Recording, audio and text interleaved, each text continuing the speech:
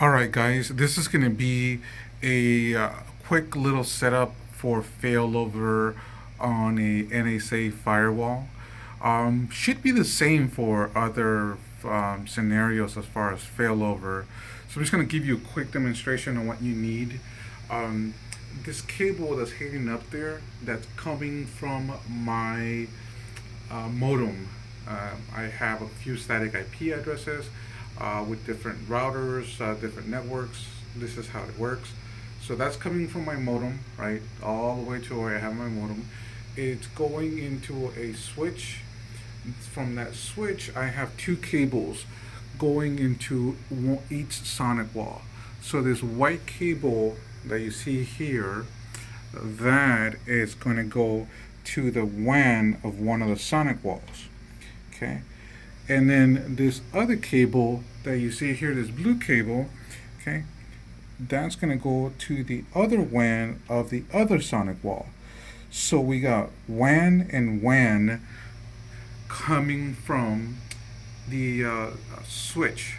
So that's going to distribute WAN to both sonic walls.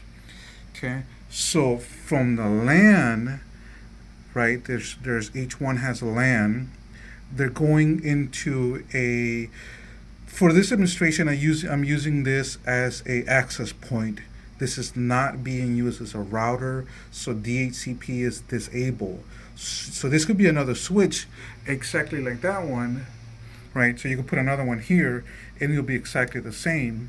So from here, right, you got one LAN coming from one sonic wall, the other LAN coming from the second sonic wall, right? So then the other port that's going to go to your other switch to your entire network would be, any one of these will go to a laptop or a switch. And I'm showing you these two sonic walls that are both active. They both have static IP addresses. They're both in failover scenarios. And the reason that you know that they're failover, this one is active, this one is active too, and there is a blinking light here. This tells you this is on standby. Oh, and the last thing I forgot, to connect the two sonic walls on port 8, I have a crossover cable. Okay, this is not your standard cable. This is what's considered a crossover cable. So this is going to one sonic wall and going to the back of the other sonic wall. That's how both sonic walls communicate with each other with the crossover cable. So I'm going to demonstrate to you guys how a failover would work. So if one of them dies, right, I have a constant ping to Google. And this laptop, it's only connected to my access point, right? So it allows me access to one of those sonic walls.